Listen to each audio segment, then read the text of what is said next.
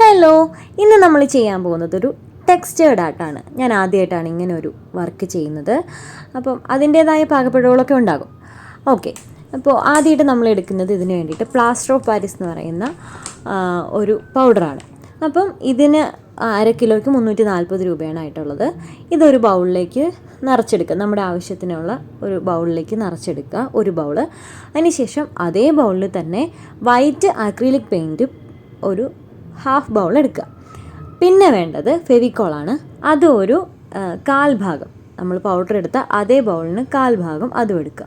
എന്നിട്ട് ഇത് മൂന്നും കൂടി മറ്റൊരു വലിയ ബൗളിലേക്ക് ഇട്ട് എന്ത് ചെയ്യണം, നന്നായിട്ട് മിക്സ് ചെയ്യണം. മിക്സ് ചെയ്ത് അതൊരു നല്ലൊരു ടെക്സ്ചറിൽ കിട്ടും.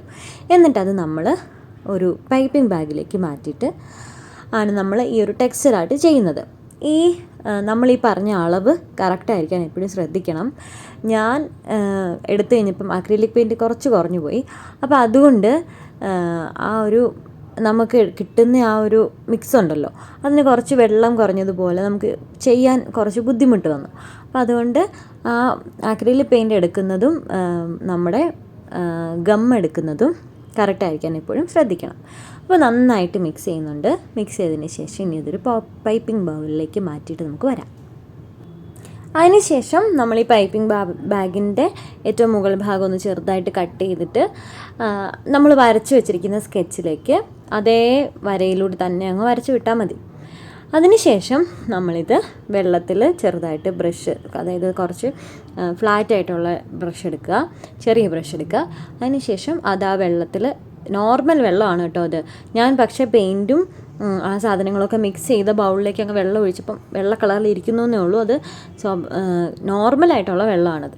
ഓക്കെ, അപ്പോൾ അങ്ങനെ വെള്ളത്തിൽ നമ്മൾ പയ്യെ ബ്രഷ് ഡിപ്പ് ചെയ്തിട്ട് ഈ പറയുന്ന പോലെ നമ്മുടെ ക്യാൻവാസിൽ പതിയെ ആ ഒരു ടെക്സ്ചറിന് ഷേപ്പ് ചെയ്ത് കൊടുക്കുക.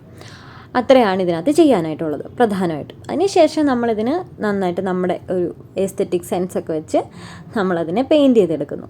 ഇത്രയാണ് ഈ ഒരു ടെക്സ്ചർ ആർട്ടിൽ ഏറ്റവും നോർമലി നമ്മൾ ഏറ്റവും ബേസിക്കായിട്ട് നമ്മൾ ചെയ്യുമ്പം ശ്രദ്ധിക്കാനായിട്ടുള്ള കാര്യങ്ങൾ. പിന്നെ ഒരു കാര്യം, നമ്മൾ ഏതൊരു ആർട്ട് ഫോം ചെയ്യാനായിട്ട് നമ്മൾ ആഗ്രഹിക്കുകയും അട്രാക്റ്റ് ചെയ്യുകയും ചെയ്യുന്നത് എന്തായിരിക്കും? അതിനകത്ത് ഏറ്റവും നല്ല വർക്കുകൾ കാണുമ്പോഴായിരിക്കും. ഒരു വർക്കെന്നൊന്നും ഞാൻ പറയില്ല, പക്ഷേ ഏറ്റവും ഭംഗിയുള്ള കുറേ വർക്കുകൾ കാണുമ്പോഴാണ് നമ്മൾ പുതിയൊരു ആർട്ട് ഫോം ചെയ്യാനായിട്ട് ആഗ്രഹിക്കുന്നത്, അല്ലേ? ഇപ്പോൾ ഒരു ടെക്സ്ചർ ആർട്ടായിക്കോട്ടെ, അതിന് പല പല പല തരത്തിലുള്ള ആർട്ടുകൾ നമുക്കുണ്ടല്ലോ. അപ്പോൾ അതെല്ലാം നമ്മൾ ചെയ്യാനായിട്ട് ആഗ്രഹിക്കുകയും ചെയ്യണം എന്ന് നമുക്ക് തോന്നുകയും ചെയ്യുന്നത് അതിനകത്ത് നല്ലത് കാണുമ്പോഴായിരിക്കും. അപ്പോൾ അല്ലെങ്കിൽ വളരെ കോംപ്ലിക്കേറ്റഡ് ആയിട്ടുള്ള ഏറ്റവും ഡീറ്റെയിലിങ് ചെയ്തിട്ടുള്ള കാര്യങ്ങൾ കാണുമ്പോഴാണ് നമുക്കും അത് ചെയ്യണം എന്നൊക്കെ തോന്നുന്നത്. പക്ഷേ നമ്മളത് ചെയ്യാനായിട്ട് ശ്രമിക്കുമ്പോൾ ആദ്യം തന്നെ ആ കോംപ്ലിക്കേറ്റഡ് ആയിട്ടുള്ളൊരു കാര്യം എടുത്തു വെച്ച് കഴിഞ്ഞാൽ നമുക്ക് ചെയ്യാനായിട്ട് ചിലപ്പം, അല്ലെങ്കിൽ കംപ്ലീറ്റ് ചെയ്യാനായിട്ട് ചിലപ്പോൾ പറ്റിയെന്ന് വരില്ല, അല്ലേ? അപ്പോൾ ഒരു പുതിയ ആർട്ട് ചെയ്യുമ്പോൾ നമ്മൾ പ്രധാനമായിട്ടും ശ്രദ്ധിക്കേണ്ട കുറച്ച് കാര്യങ്ങളുണ്ടെന്ന് എനിക്ക് തോന്നിയിട്ടുണ്ട്. അതായത് ഏറ്റവും സിമ്പിളായിട്ടുള്ള മോഡൽ നമ്മൾ ചെയ്തു തുടങ്ങുകയാണെങ്കിൽ നമുക്കത് ഭയങ്കര കോൺഫിഡൻസ് തരും. കാരണം ഒരു പുതിയ ആർട്ട് ചെയ്യുമ്പോൾ അല്ലെങ്കിൽ പുതിയൊരു പെയിൻറ്റ് നമ്മൾ ഉപയോഗിക്കുമ്പോൾ ആ പെയിൻ്റ് ആണെങ്കിലും ബ്രഷ് ആണെങ്കിലും ഈ പറഞ്ഞിപ്പോൾ ടെക്സ്ചേർഡ് ആർട്ട് എടുത്തിട്ടുണ്ടെങ്കിൽ ഈ പറയുന്ന മിക്സ് ആണെങ്കിലും നമ്മുടെ കയ്യിൽ വഴങ്ങുക എന്ന് പറയുന്നൊരു കാര്യമുണ്ട്. അത് വഴങ്ങിയെങ്കിൽ മാത്രമേ നമുക്ക് മുന്നോട്ട് പോകാനായിട്ട് പറ്റുള്ളൂ. അപ്പം ആദ്യം ചെറിയ ചെറിയ മോഡലുകൾ എടുത്ത് നമ്മൾ ചെയ്യുമ്പോൾ നമ്മുടെ കയ്യിൽ ബ്രഷ് നിൽക്കാനും പെയിൻറ്റ് നിൽക്കാനും അതുപോലെ തന്നെ ഈ പറഞ്ഞ മിക്സുകളൊക്കെ നിൽക്കാനായിട്ടും നമുക്ക് ഹെൽപ്ഫുള്ളാണത്. ഓരോ പെയിൻറ്റിന് പോലും ഓരോ സ്പീഡാണെന്ന് എനിക്ക് തോന്നിയിട്ടുണ്ട്. അതായത് വാട്ടർ കളറിലുള്ളൊരു സ്പീഡല്ല അക്രിലിക് പെയിൻറ്റിനുള്ളത്. അപ്പം ഒരു ബ്രഷ് നമ്മൾ ഉപയോഗിക്കുമ്പോഴും ഒരു തവണ നമ്മളൊന്ന് ബ്രഷ് വെച്ചിട്ട് ഒന്ന് ചെയ്തിട്ട് അതിന് മുകളിലേക്ക് വല്ലതും ചെയ്ത് കഴിയുമ്പോഴത്തേക്കും ഓരോ പെയിൻറ്റിനും വ്യത്യാസമുണ്ട്. അപ്പോൾ അതൊക്കെ നമുക്ക് മനസ്സിലാക്കി വേണം നമ്മളൊരു നല്ല പെയിൻറ്റിങ്ങിലേക്കൊക്കെ വരാൻ വേണ്ടിയിട്ട്. അപ്പോൾ ആദ്യം ചെയ്യുമ്പോൾ നമ്മൾ ചെറിയ ചെറിയ മോഡലുകളൊക്കെ ചെയ്യുക എന്നുള്ളതാണ്. ഇപ്പോൾ ഈ പറഞ്ഞ ടെക്സ്ചേർഡ് ആർട്ട് തന്നെ ഞാൻ ആദ്യം ചെയ്യുമ്പോൾ വലിയൊരു സാധനം എടുത്ത് വെച്ചിട്ടുണ്ടെങ്കിൽ ഈ പറയുന്ന മിക്സിൽ വ്യത്യാസം വരുന്നു, അതെല്ലാം എന്നെയും ബാധിക്കുമല്ലോ. അപ്പോൾ അതാണ് ഞാൻ പറഞ്ഞത്. ചെറിയ കുട്ടികളൊക്കെ നമ്മുടെ ഈ വീഡിയോകൾ കാണുന്നുണ്ടല്ലോ, അപ്പം അവർക്കാണെങ്കിലും കുറച്ച് കോൺഫിഡൻസ് വരാൻ വേണ്ടിയിട്ടാട്ടോ ഞാൻ ഇങ്ങനെ ഒരു കാര്യം കൂടി പറഞ്ഞത്.